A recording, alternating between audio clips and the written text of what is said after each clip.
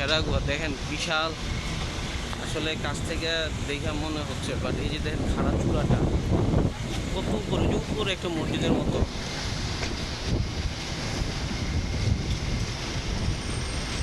এই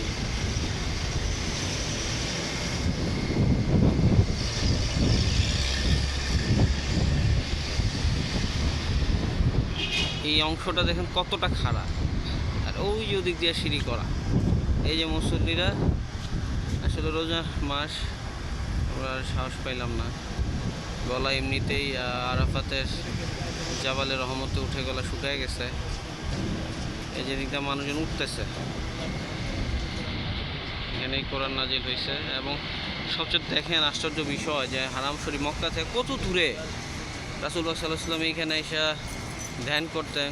হাজী রাদিয়াল্লাহু আনহা তিনি এখানে খাবার নিয়ে আসতেন, মানে তাদের আল্লাহু আকবার, তাদের স্ট্যামিনা এটা আসলে আমরা কল্পনা করতে পারবো না।